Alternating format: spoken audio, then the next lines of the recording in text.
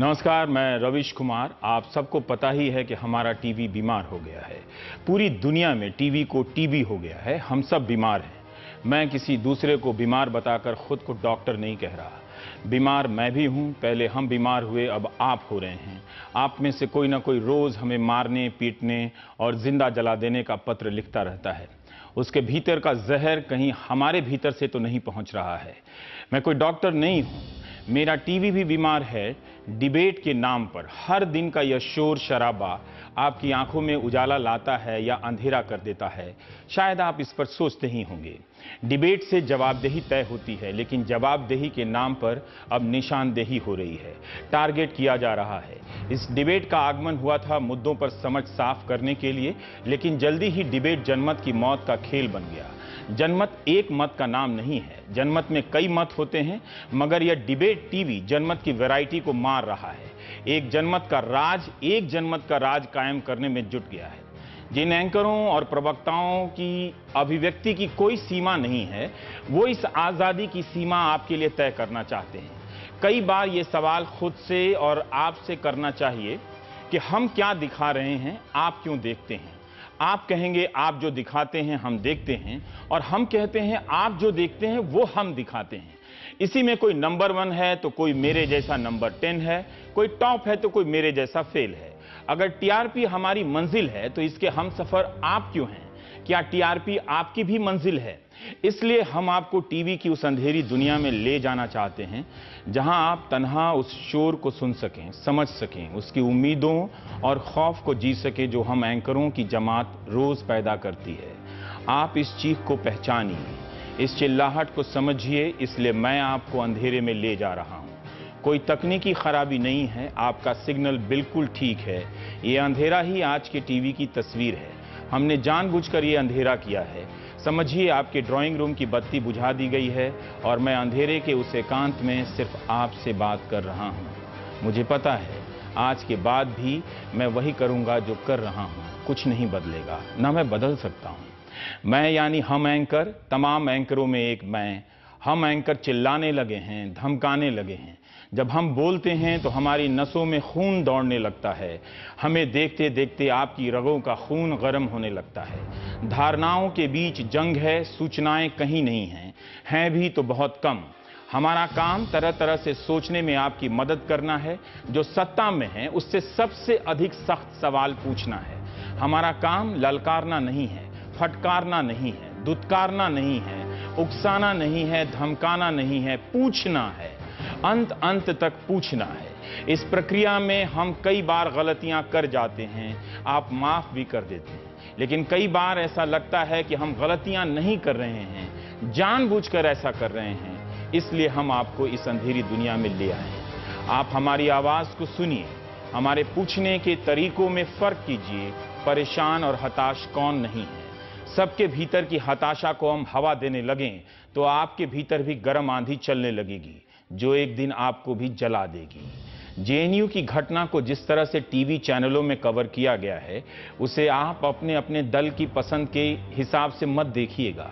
उसे आप समाज और संतुलित समझ की प्रक्रिया के हिसाब से देखिए। क्या आप घर में इसी तरह से चिल्लाकर अपनी पत्नी से बात करते हैं, अपने दोस्त से बात करते हैं? क्या आपके पिता इसी तरह से आपकी मां पर चीखते हैं? क्या आपने अपनी बहनों पर इसी तरह से चीखा है? ऐसा क्यों है कि एंकरों का चीखना बिल्कुल ऐसा ही लगता है? प्रवक्ता भी एंकरों की तरह धमका रहे हैं। सवाल कहीं और छूट जाता है, जवाब की परवाह किसी को नहीं होती। मारो मारो, पकड़ो पकड़ो की आवाज आने लगती है। 1-2 बार मैं भी गुस्साया हूं, चीखा हूं और चिल्लाया हूं। रात भर नींद नहीं आई, तनाव से आंखें तनी रहीं। अक्सर सोचता हूं कि हमारी बिरादरी के लोग कैसे चीख लेते हैं, चिल्ला लेते हैं।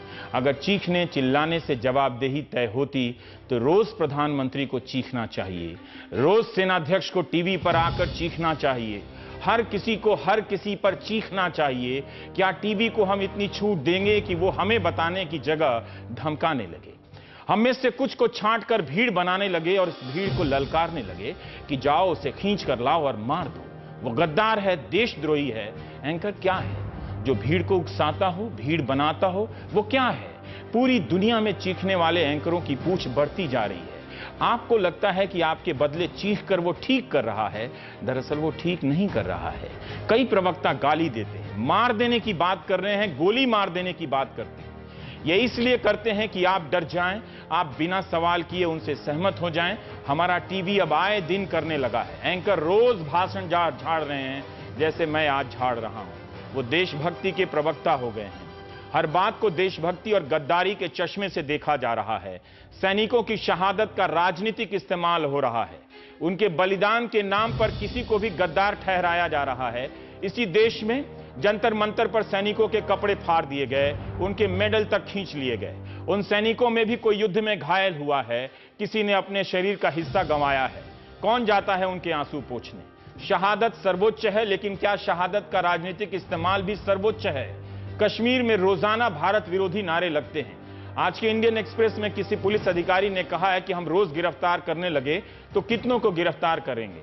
बताना चाहिए कि कश्मीर में पिछले 1 साल में पीडीपी बीजेपी सरकार ने क्या कितनों को भारत विरोधी नारे लगाने वालों को गिरफ्तार किया है, उनकी संख्या क्या है?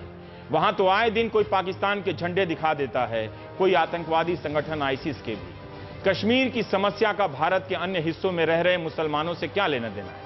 कोई लेना देना नहीं। कश्मीर की समस्या इस्लाम की समस्या नहीं है। कश्मीर की समस्या की अपनी जटिलता है, उसे सरकारों पर छोड़ देना चाहिए।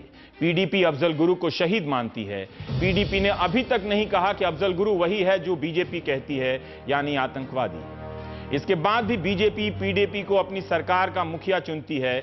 यह भी दुखद है कि इस बेहतरीन राजनीतिक प्रयोग को जेएनयू में कुछ छात्रों को आतंकवादी बताने के नाम पर कमतर किया जा रहा है। बीजेपी ने कश्मीर में जो किया वो एक शानदार राजनीतिक प्रयोग है। इतिहास प्रधानमंत्री मोदी को इसके लिए अच्छी जगह देगा। हां, उसके लिए बीजेपी ने अपने राजनीतिक सिद्धांतों को कुछ समय के लिए छोड़ा, उसे लेकर सवाल होते रहेंगे। अफजल गुरु अगर जेएनयू में आतंकवादी है तो श्रीनगर में क्या है? इन सब जटिल मसलों को हम हां या ना की शक्ल में बहस करेंगे तो तर्कशील समाज नहीं रह जाएंगे, एक भीड़ बन जाएंगे। यह लोकतंत्र के लिए अच्छा नहीं है। बहरहाल, अब जब चैनलों की दुनिया में हर नियम धाराशाही हो गए हैं, पहले हमें सिखाया गया था कि जो भड़काने की बात करे, उकसाने की बात करे, सामाजिक द्वेष फैलाने की बात करे, उसके बयान न दिखाना है, उसका बयान न दिखाना है, न छापना है। अब क्या करेंगे जब एंकर ही इस तरह की बात कर रहे हों, प्रवक्ताओं को कुछ भी बोलने की छूट दे रहे हों? कन्हैया के भाषण के वीडियो को चैनलों ने खतरनाक तरीके से चलाया। बिना जांच किए कि कौन सा वीडियो सही है, उसे चला दिया गया। अब टीवी टुडे और एबीपी चैनल ने बताया है कि वीडियो फर्जी हैं। कुछ वीडियो में काट छांट है तो किसी में ऊपर से नारों को थोपा गया है। अगर वीडियो में इतना अंतर है तो यह जांच का विषय है। इसके पहले तक कैसे हम सबको नतीजे पर पहुंचने के लिए मजबूर किया गया?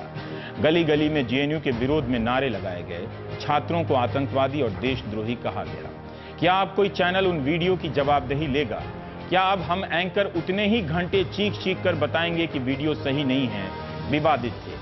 किसी में कन्हैया गरीबी से सामंतवाद से आजादी की बात कर रहा है तो किसी ने उसका हिस्सा काट कर दिखाया कि वो सिर्फ आजादी की बात कर रहा है। तो क्या आजादी की बात करना कैसे मान लिया गया कि वो भारत से आजादी की बात कर रहा है? हमारे सहयोगी मनीष आज कन्हैया के घर गए थे। इतना गरीब परिवार है कि उनके पास पहुंचे तमाम पत्रकारों को चाय पिलाने की हैसियत नहीं। उन्हें मुश्किल में देख मनीष कुमार वापस चले आए।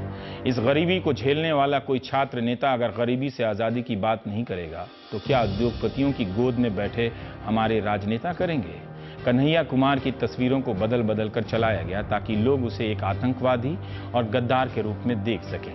एक तस्वीर में वो भाषण दे रहा है तो उसी तस्वीर में पीछे भारत का कटा छटा झंडा जोड़ दिया गया, फोटोशॉप नक्शा जोड़ दिया गया। फोटोशॉप तकनीक से आजकल खूब हो रहा है। यह कितना खतरनाक है। सोशल मीडिया पर कौन लोग समूह बनाकर इसे हवा दे रहे हैं? कौन लोग सबूत और गवाही से पहले उमर खालिद को आतंकवादी गद्दार बताने लगे हैं? उसे भी भागना नहीं चाहिए था, सामने आकर बताना चाहिए था कि उनसे क्या भाषण दिया और क्यों दिया।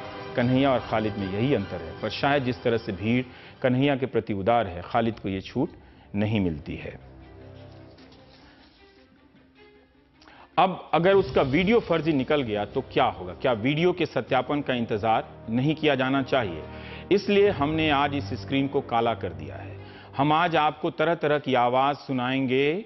हो सकता है कि आप में से कुछ लोग चैनल बदलकर चले जाएंगे। यह भी हो सकता है कि आप में से कुछ लोग अंत तक उन आवाजों को सुनेंगे जो हफ्तों से आपके भीतर घर कर गई है। पहले हम आपको अलग अलग चैनलों के स्टूडियो में जो बातें कही गई हैं वो सुनाना चाहते हैं। सारी आवाज़ें तो नहीं मिली, लेकिन जो डाउनलोड हो सकी वो हम सुनाएंगे। नाम और पहचान में मेरी दिलचस्पी नहीं, क्योंकि हो सकता है कि ऐसा मैंने भी किया हो, ऐसा मुझसे भी हो जाए। पत्रकार तो पत्रकार, प्रवक्ताओं ने जिस तरह से एंकरों पर धावा बोला है वो भी कम भयानक नहीं है। कहीं पत्रकार धावा बोल रहे थे, कहीं प्रवक्ता, लेकिन पत्रकारों ने देशभक्ति के नाम पर गद्दारों की जो परिभाषा तय की है वो खतरनाक है। मेरा मकसद सिर्फ आपको सचेत करना है। आप सुनिए, गौर से सुनिए, महसूस कीजिए कि इन्हें सुनते हुए आपका खून कब खौलता है, कब आप उत्तेजित हो जाते हैं। यह भी ध्यान रखिएगा कि अभी तक कोई भी तथ्य साबित नहीं हुआ है। जैसा कि 2 चैनलों ने बताया कि वीडियो के कई संस्करण हैं, इसलिए इसके आधार पर तुरंत कोई निष्कर्ष पर नहीं पहुंचा जा सकता। आपके स्क्रीन पर यह अंधेरा पत्रकारिता का पश्चाताप है, जिसमें हम सब शामिल हैं। हम फिर से बता दें कि आप मुझे देख नहीं पा रहे हैं, कोई तकनीकी खराबी नहीं है। यह आवाज़ आपके जहन तक पहुंचाने की कोशिश भर है कि हम सुन सकें कि हम क्या बोलते हैं, कैसे बोलते हैं और बोलने से आपके भीतर क्या होता है। आपको लगता है कश्मीर गुलाम है?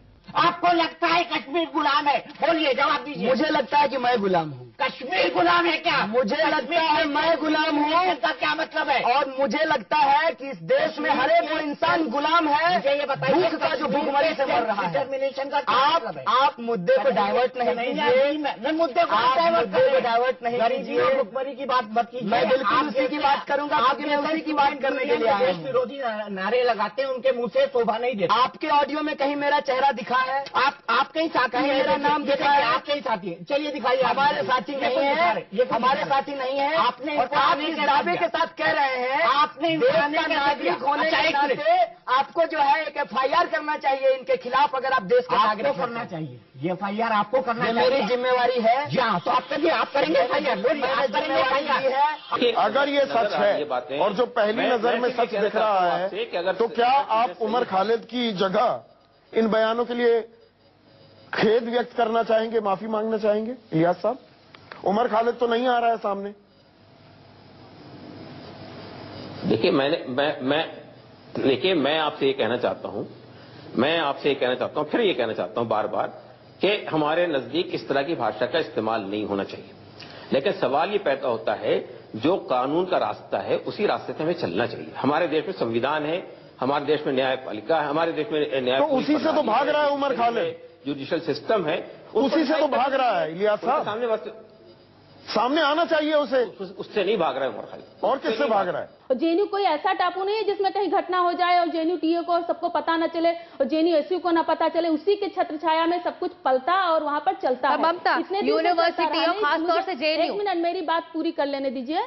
बात क्या है उस समय? नहीं, आप दूसरों पर सवाल उठा रही, मैं आपसे भी सवाल करना चाहूंगा। आप मेरा सप्लीमेंट्री सवाल सुनिए। ऐसा नहीं है वो आप सुनिए मेरा सवाल। जेएनयू नहीं, आप सुनिए मेरी बात पूरी कर दीजिए, फिर आपका सवाल। आप ये छात्र संघ का मंच नहीं बना सकती है ममता। ये आप एक नेशनल चैनल पर नेशनल डिबेट कर रही हैं, जो एक राष्ट्रीय संकट के तौर पर बना दिया गया।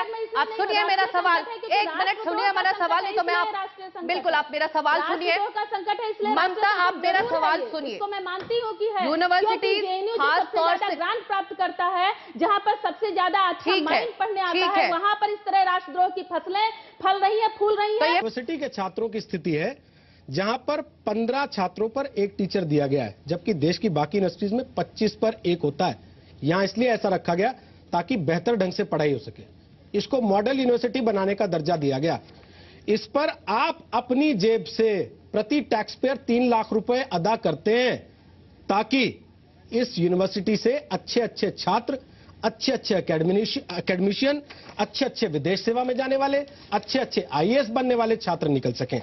लेकिन अगर वो पाकिस्तान जिंदाबाद के नारे लगाएंगे राकेश सिन्हा, तो हम उनसे क्या उम्मीद करेंगे? मैं कह रहा हूं कि देखिए, अफजल गुरु को ग्लोरीफाई करना ग्लोरीफाई। तो उन्होंने तो शहीद कहा है पीडीपी वालों ने। तो मैं लार्जर डेमोक्रेटिक उनसे कौन सहमत है? तो लार्जर डेमोक्रेसी में इनको भी एडजस्ट कर लीजिए। आप जब उनको एडजस्ट कर मैंने क्या कहा? मैं राजनीतिक दल रवीश जी मेरी बात को मेरी बात का पूरा नहीं होने देना है। उनके मेरी मुख्यमंत्री बात को पूरा नहीं होने देना है। काम करते कोई भी संप्रभु राज्य अपने जमीन पर अफजल गुरु के पक्ष में नारा लगाने वालों को, पाकिस्तान जिंदाबाद करने वालों को बर्दाश्त नहीं कर सकता है। ये राष्ट्रवाद है नहीं, ये के अंडर में काम किया है, उनके साथ गठबंधन नहीं, वो उनको कोऑप्ट किया जा रहा है। आपने कोऑप्ट किया है, उन्होंने आपको कोऑप्ट नहीं, उनको कोऑप्ट किया जा रहा है। चीफ मिनिस्टर, वो मुख्यमंत्री आज बता दूं, जम्मू और आप डिप्टी सीएम बने थे, मैं कह रहा हूं, उसने आपको किया कि आपने उनको किया। You are more dangerous to this country than Maoist terrorists.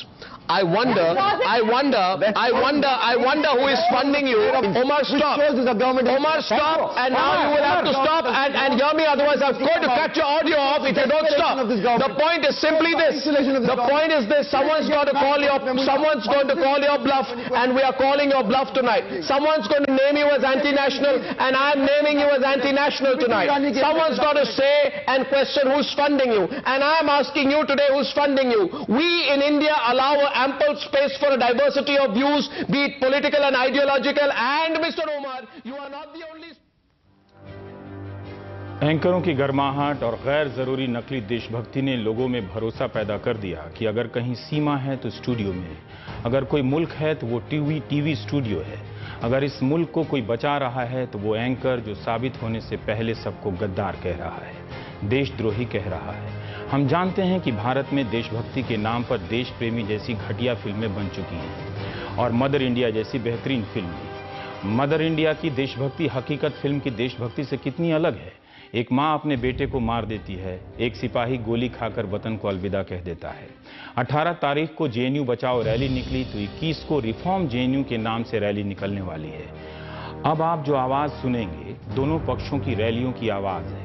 पहले आप एबीवीपी की रैलियों की आवाजें सुनेंगे, फिर उसके बाद लेफ्ट और अन्य संगठनों की रैलियों की आवाज सुनेंगे। सुनिए कि एक घटना जिसके सबूत और तथ्य पर अभी कोई अंतिम फैसला नहीं आया है, लेकिन बात कहां से कहां पहुंच गई। इन आवाजों में कितना गुस्सा है, गुस्से से सोचने की शक्ति बंद हो जाती है।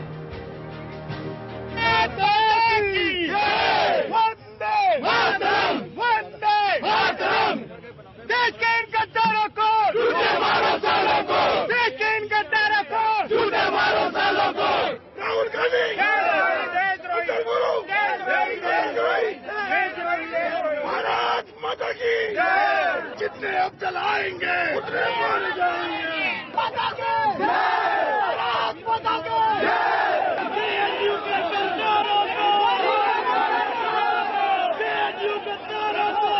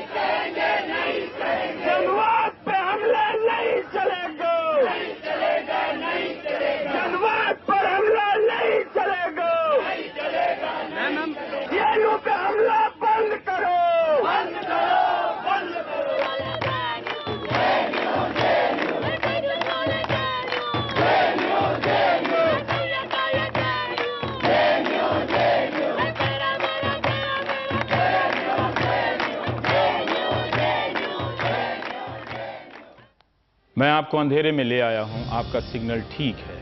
पटियाला कोर्ट में जो हुआ वो क्या था। वकीलों की एक भीड़ आई और पत्रकारों को पीट गई। वकीलों के साथ भी हाथापाई हो गई। सबने देखा मगर कोई गिरफ्तार नहीं हुआ। उल्टा जिस वकील पर मारपीट का आरोप लगा उनका स्वागत होने लगा। पटियाला कोर्ट में भय का माहौल बना। अब वकील भी रैली कर रहे हैं। उनकी रैली में भी अच्छी खासी संख्या है। सबने देखा कि वकीलों ने कोर्ट रूम में हिंसा की। अब वकील ही कह रहे हैं कि उन्हें बदनाम किया जा रहा है। पंजाब हरियाणा हाईकोर्ट बार संघ के वकीलों ने कुछ वकीलों की हिंसा की निंदा की है, तो दिल्ली के ज्यादातर बड़े वकील इस मामले में चुप हैं। आप प्रदर्शनकारी वकीलों की बात सुन ही चुके हैं। उनकी रैली की आवाज सुनिए, उनका कोई कुछ नहीं कर सकता, लेकिन कोई ये तो बता ही सकता है कि आप भीड़ बनकर किसी को अदालत तक आने से नहीं रोक सकते। आप उनकी आवाज़ को सुनिए, सोचिए, कल अगर आप किसी सार्वजनिक मामले में फंस गए और वकील जज से पहले जज बन गए तो क्या होगा? क्या वकील तय करेंगे कि कौन देश के खिलाफ है? अगर वो एक के बारे में करेंगे तो एक दिन आपके बारे में भी तय करेंगे।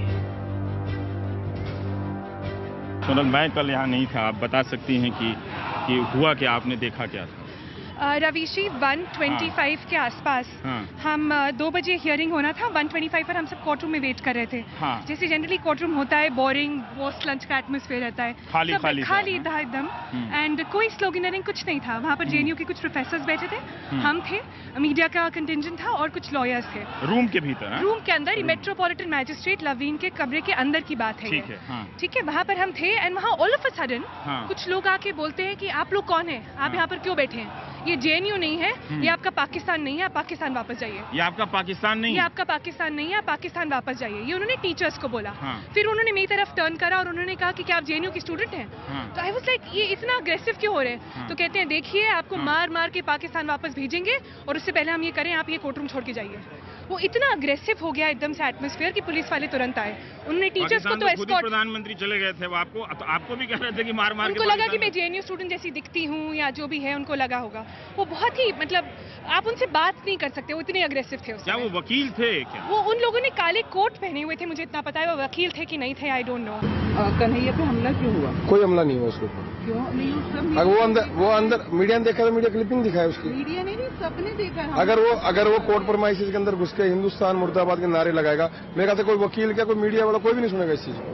कोई नारे नहीं लगाए, वो तो पुलिस के साथ कोर्ट में पेश होने उसके साथ अगर आप मीडिया, आप सारी न्यायालय के डिसीजन पे भरोसा है तो आपको उस चीज का इंतजार। आप सारी मीडिया वहीं थी जब गेट के ऊपर, गेट नंबर 2 के ऊपर इनके भेजे हुए लड़के काले कोट के अंदर कन्हैया जिंदाबाद, अफजल गुरु जिंदाबाद नारे लगाए, जब भी तो आप लोग वहीं थे। आप उस लोग को, उसको भी नहीं दिखा रहे हैं। इसके अंदर वकीलों ने भी नारे लगाए गए थे। भारत माता की जय बोलना, कोई वंदे मातरम, भारत में कोई बुराई नहीं है इसमें। ऐसे ही तो वो लोग नारे लगा रहे थे, तो उसमें आप हिंदुस्तान में रहकर कोई, उन्होंने हमला किया है, उन्होंने माइंड डाइवर्ट करने की कोशिश करी गई थी, उसमें वो सफल हो रहे हैं। आगे भी आप लोग फिर ऐसे ही हमला करते रहेंगे? देखो, अगर मैं क्या, इस देश का कोई भी नागरिक अपने घर के अंदर हिंदुस्तान मुर्दाबाद के नारे नहीं सुनेगा। भारत माता की जय थी और हमेशा रहेगी। तो आप लोग ऐसे आगे भी हमले करेंगे? वो अगर हमें हिंदुस्तान के बारे में कुछ भी बोल के उकसाएंगे और हमें मारेंगे तो हम उल्टा जवाब जरूर देंगे। मतलब ये है कि कोर्ट के अंदर जाने से पहले इंसान अपनी सिक्योरिटी के बारे में अपने लिए करा के चले। देश का दुश्मन जाने से पहले 100 बार सोचेगा।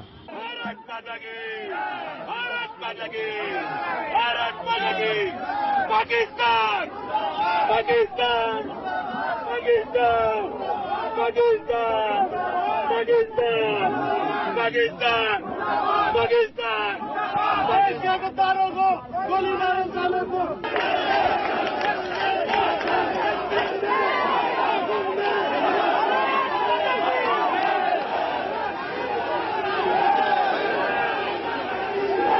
अतुल हट यार।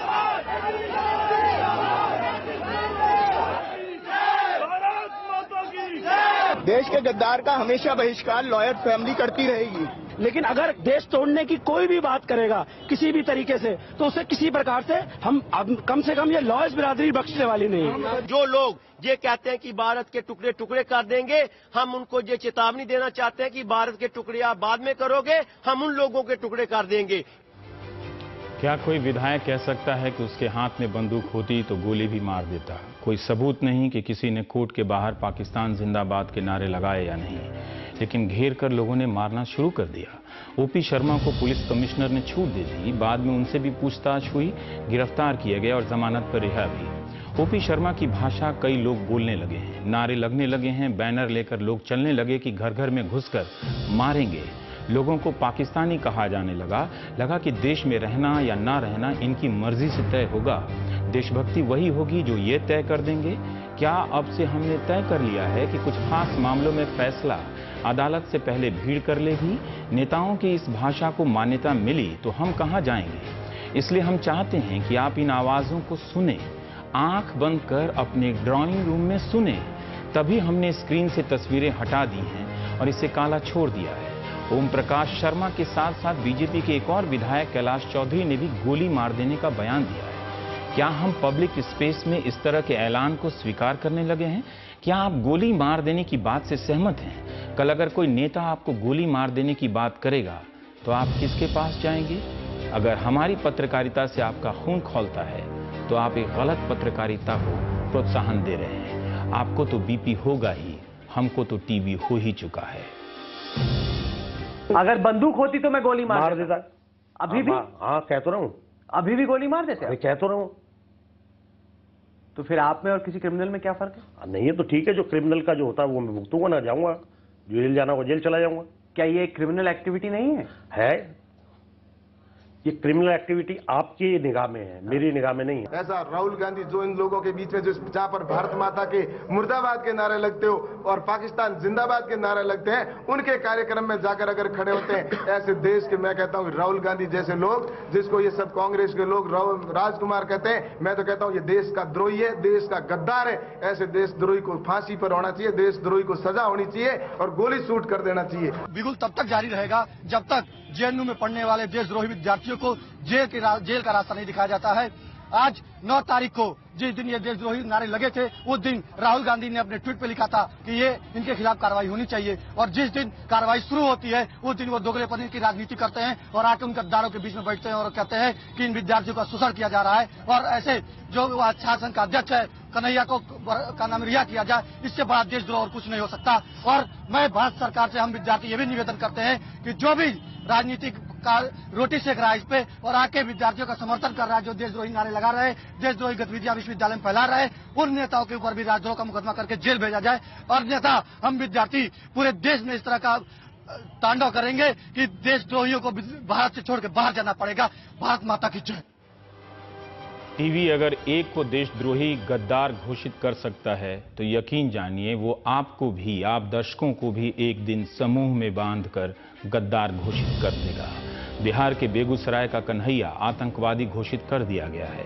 अदालत ने अंतिम फैसला नहीं सुनाया है। पत्रकारिता में हमें सबको सिखाया गया है कि साबित होने से पहले हम कथित का इस्तेमाल करेंगे, जैसे हत्या में कथित रूप से शामिल।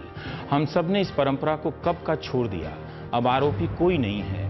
एंकर की अदालत में सब सजा याफ्ता हैं। कभी बीजेपी अपराधी है तो कभी कांग्रेस अपराधी है, कभी आप अपराधी हैं।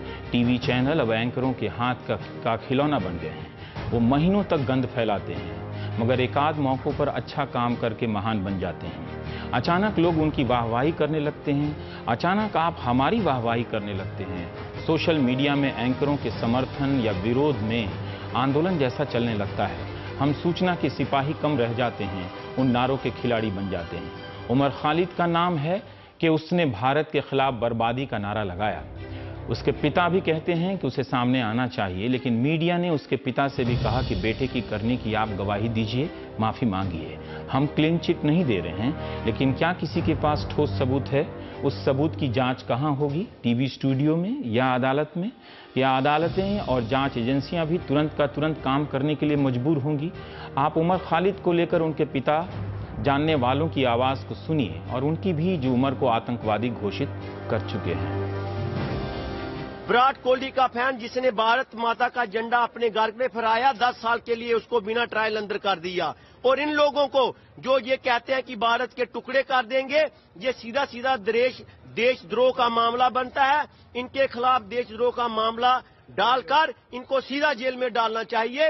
और देश के लिए हमारी जान भी हाजिर है। वहाँ जो नारे लगाए गए हैं वो बहुत सारे ऑब्जेक्शनेबल नारे लगाए गए हैं, मैं उनसे सहमत नहीं हूँ। लेकिन ये फैसला होना चाहिए कि वो नारे किसने लगाए हैं। देखिए, हर तरह के लोग उसमें शामिल हो गए थे। वो प्रोग्राम था, ओपन प्रोग्राम था, उसमें कश्मीर के स्टूडेंट भी थे, उसमें ABP के लोग भी शामिल हो गए थे जिन्होंने पाकिस्तान की हिमायत में नारे लगाए, पाकिस्तान जिंदाबाद के नारे लगाए। तो और बहुत सारे वीडियो जो है वो टेम्पर्ड शक्ल में सामने आ रहे हैं। तो अगर किसी ने ऑब्जेक्शनेबल नारे लगाए हैं, देश विरोधी नारे लगाए हैं, तो इसका फैसला अदालत में होना चाहिए। लेकिन सर, ये जो वीडियो आया है उसमें उमर खालिद जो है वो ये कहते हुए दिख रहे हैं कि हर घर से अफजल निकलेगा। इसको किस तरीके से आप देखते हैं? नहीं, मैंने आपसे ये कहा है कि हम उन नारों को सब्सक्राइब नहीं करते हैं, उससे सहमत नहीं उन नारों से। उमर खालिद मेरा जूनियर है। आपका जूनियर है? अच्छा। मैंने हिस्ट्री में है, मैं जो है, लेकिन वो एक दूसरे ऑर्गेनाइजेशन बिलोंग करता था, मैं एक दूसरे ऑर्गेनाइजेशन में बिलोंग करता था। हमारा भी डिफरेंसेस भी था, लेकिन जिस तरीके से उमर खालिद को टारगेट किया जा रहा है, उनके पिताजी का मीडिया में ट्रायल हो रहा है कि आप बोलिए कि आपके बेटे के लिए आप शर्मिंदा है कि नहीं, ये बहुत ये भी पूछा गया, ये भी कहा गया कि मैं टीवी नहीं देखता इसलिए मुझे और जिस तरीके से, क्योंकि उस ऑर्गेनाइजेशन में उमर खान 7वें नंबर पे आता है, हाँ, उसमें सिर्फ एक आदमी उमर को टारगेट किया जा रहा है जस्ट बिकॉज, और कहा जा रहा है कि वो पाकिस्तान का एजेंट है, जैश ए मोहम्मद के साथ उसका कनेक्शन है। आज न्यूज़पेपर आया है कि 15 यूनिवर्सिटीज में वो इस तरीके का प्रोग्राम करने वाला था। ये बेकार से झूठ है। हम लोग 5-5 साल से हम उमर को देखें, he is a Marxist Leninist. There is no point in this kind of फिजूल का गैर जिम्मेदाराना बयान। उसने बयान दिया है, उसे कह रहे हैं कि वीडियो है उसका जो पाकिस्तान के जिंदाबाद और भारत के टुकड़े हो रहे हैं। एकदम बकवास बात है, उसमें कोई पाकिस्तान के जिंदाबाद ना है। हाँ, लेकिन कश्मीर को लेके, हाँ, उसके साथ मेरे भी बहस है। कश्मीर को वो लोग मानते हैं कि ऑक्युपाइड टेरिटरी है। हाँ, ये तो अमेरिका भी मानता है, बहुत सारे देश मानते हैं। सोशल मीडिया हमारी राजनीति का वो नुक्कड़ है जहां पहले से कुछ लोग तैयार रहते हैं। ये अपने दल की तरफ से बैटिंग करते हुए सिर्फ दूसरे की गेंद पर छक्का मारते हैं। घटना हुई नहीं कि हर बात में दलाल गद्दार लिखने लगते हैं। व्हाट्सएप के जरिए लोग कविता तक लिखकर अपनी भावनाओं को, इन बातों को पहुंचा चुके हैं। गद्दारों को मारने के लिए कविता दोनों तरफ से लिखी गई और बांटी गई। ट्विटर पर अभद्र भाषा में देशभक्ति तय करने का जो खेल चल रहा है, उसके पीछे सिर्फ एक राजनीतिक मकसद है। ये गाली देकर आपको डराते हैं, बदनाम करते हैं, अफवाहों से माहौल बनाते हैं कि कोई मार ही डालेगा, फैलाते दहशत हैं और कहते हैं कि देशभक्ति है। कुछ गालियों को हम पढ़ भी नहीं सकते। मैं आप दर्शकों से पूछना चाहता हूं कि कहीं आप तो ऐसी भाषा का इस्तेमाल नहीं करते हैं? क्या आप किसी को जानते हैं जो ऐसी भाषा का इस्तेमाल करता है? अगर आपको ये लोग सही लगते हैं तो अगली बार से महंगाई, नौकरी, बेरोजगारी जैसे मसलों के लिए इन्हीं के पास चले जाइएगा। आज पूरे दिन का आकलन करके मैं ये जो वकील हैं विक्रम सिंह चौहान का बयान है कि आज पूरे दिन का आकलन करके मैं बड़ी उलझन में हूँ। मुझे देश का सबसे बड़ा गुंडा बना दिया गया है और भारत माता के द्रोहियों को हीरो का दर्जा दिया गया है। कोर्ट में वामपंथियों के गुंडों का उत्पात का जवाब देना अगर गुंडई है, अगर भारत माता का जय बोलना गुंडई है, अगर देश विरोधियों को जवाब देना गुंडई है, तो मैं अपने आप को गुंडा मानता हूं। मुझको इन सब के भौंकने की परवाह नहीं। उनके उपद्रव को रोकने में अगर ये तमगे मिल भी गए तो कोई परवाह नहीं। वाह रे देशभक्ति वाह। बाकियों लोगों ने, कई लोगों ने, बरखा दत्त, राजदीप सरदेसाई, सिद्धार्थ वरदराजन, स्वरा भास्कर, इन लोगों को जो गालियां दी गई हैं हम आपको पढ़ नहीं सकते। एक मंत्री का दिया हुआ ये बयान है, प्रेस्टिट्यूट का इस्तेमाल, पता नहीं वो घरों में जाते हैं तो इन शब्दों के साथ कैसे लौटते हैं मुझे नहीं मालूम। बरखा दत्त के बारे में किसी ने लिखा है कि you guys will sleep with Hafiz Mohammad to oppose Modi. मामला इस कोर्ट और घटना का है, इसमें मोदी कहां से आ गए? अव्वल तो मोदी को आना चाहिए था, इतने बड़े मसले पर बोलना चाहिए था। राजदीप सरदेसाई के बारे में लिखा है कि इस घटना से निष्कर्ष निकलता है कि जो जितना बड़ा वामपंथी और सेकुलर है वो उतना ही बड़ा देशद्रोही और गद्दार है। क्या आपने संविधान नहीं पढ़ा कि वहां सेकुलर होना लिखा हुआ है? क्या संवैधानिक होना अब गद्दार होना हो गया है? एक और तरह से लिखता है राजदीप सरदेसाई को कोई धीरज हैं @91 बीजेपी की उनकी मां को गाली दी जाती है। राजदीप की मां बहुत वृद्ध हैं।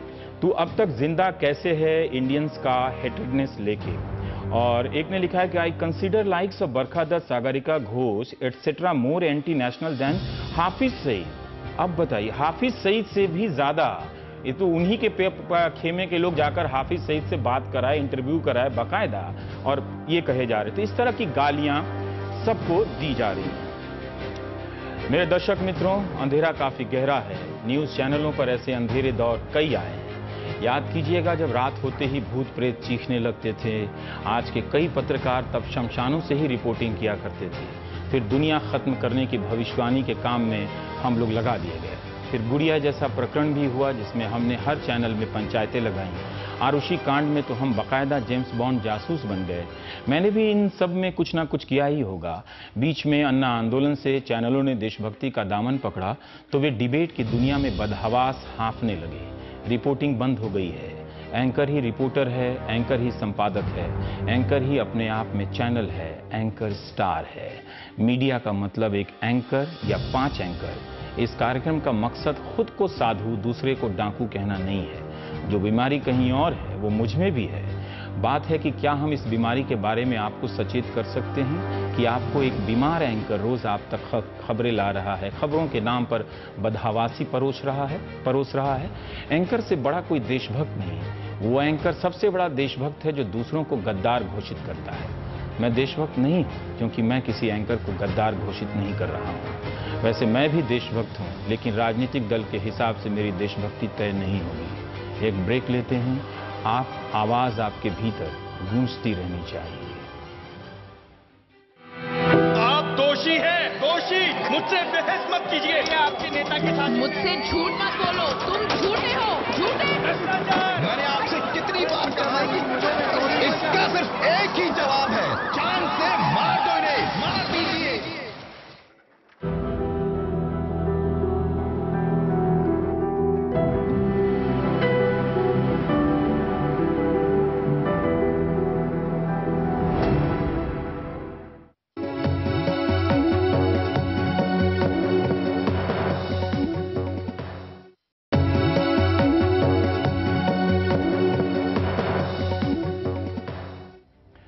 आज़ादी हमें 15 अगस्त 1947 को आखिरी बार के लिए नहीं मिली थी। लाखों लोग आज भी तरह तरह की आज़ादी के लिए संघर्ष कर रहे हैं। कोई कांग्रेस से ही देश को आज़ाद कराना चाहता है, तो कोई संघ से देश को, कोई गरीबी से देश को आज़ाद कराना चाहता है, तो कोई पुलिस राज से गरीब आदिवासियों को आज़ाद कराना चाहता है। आज़ादी कोई स्थायी और निर्जीव वस्तु नहीं है। इसकी तरलता हमें मजबूर करती है, प्रेरित करती है कि हम इसे संभाले रखें, इसके लिए लड़ते रहें। हम आपको एक नज्म सुनाना चाहते हैं, ध्यान से सुनिएगा, फोन को रख दीजिएगा, एक एक शब्द को ध्यान से सुनिएगा। शायद आवाज की दुनिया में ये नज्म कुछ सुकून पैदा कर सके। उज़ैर ई रहमान ने इसे रचा है और उनकी बेटी साइमा ने आवाज दी है। साइमा को दिल्ली वाले जानते हैं, वो रेडियो की एक मुकम्मल और मकबूल आवाज है। जब शोर शराबा हो जाए तो कुछ शांत आवाजों की तरफ बढ़ चलना चाहिए। आप इस आवाज को भी सुनिए, उन नारों से कितना अलग होगा। आजादी की बात यहां भी तो है। Long years ago, we made a tryst with destiny, and now the time comes when we shall redeem our pledge, not wholly or in full measure, but very substantially. At the stroke of the midnight hour, when the world sleeps, India will awake to life and freedom.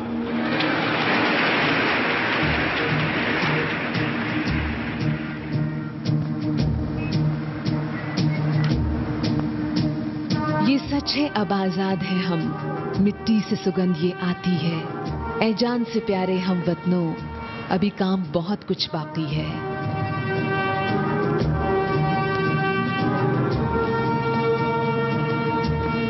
आजादी पहली मंजिल थी, था हौसला सबने साथ दिया। कांटों से भरे इन रस्तों को जख्मी पैरों से पार किया। आगे देखा महबूब नजर, बैठा वो हमारा साकी है। ऐ जान से प्यारे हम वतनों, अभी काम बहुत कुछ बाकी है।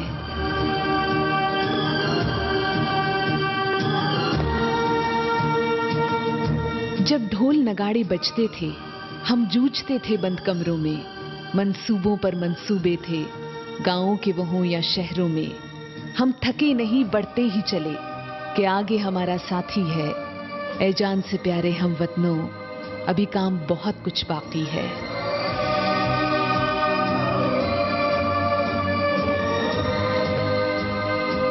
ये देश बना एक गुलदस्ता, बदनाम न होने देंगे इसे।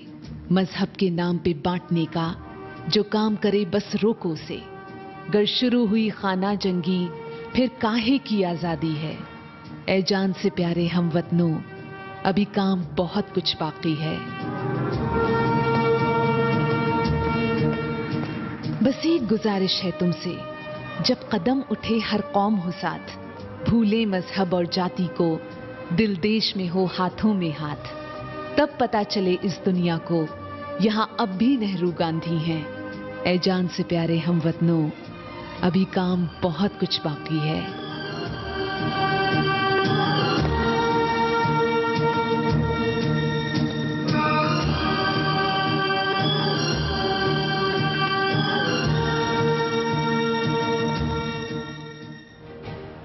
मेरे दर्शक मित्रों, टीवी का काम नहीं कर रहा है, वो कुछ और कर रहा है। आप सहमत हो या ना हो, मेरा ये मकसद बिल्कुल नहीं है। मेरे पास जितना उपलब्ध था उसी के दम पर बस इतना बताने की कोशिश की है कि हम अपनी सीमाएं लांघ रहे हैं। एनडीटीवी का ही ये प्रोमो है, अंग्रेजी चैनल के लिए बना था, प्रोमो के लिए नहीं चला रहा क्योंकि ये दिन भर चलता ही रहता है। लेकिन इसमें जो बात है उसे गौर से सुनने की ज़रूरत है। अब हम धीरे धीरे अंधेरे से लौट आ रहे हैं आपके साथ आंख मिलाकर बातें करने के लिए। दूसरों से ज़्यादा खुद हमें भी, दूसरे हमारी बात क्या सुनेंगे, क्या हम दूसरों की सुनते हैं? बिल्कुल नहीं। चलता हूँ, आप सो जाइए। नमस्कार। They say the zero is nothing unless it connects the dots and the real story emerges. Unless it captures the truth. They say the camera never lies. Unless it is the essence of India, of diversity and tolerance. Unless it reveals the wealth of nations and silences the barrel of a gun. Unless it reflects the sadness in the eye of the tiger as forests disappear. In fact, the dot is the center of your universe and of ours. The dot is the essence of NDTV. The essence of just one word: trust.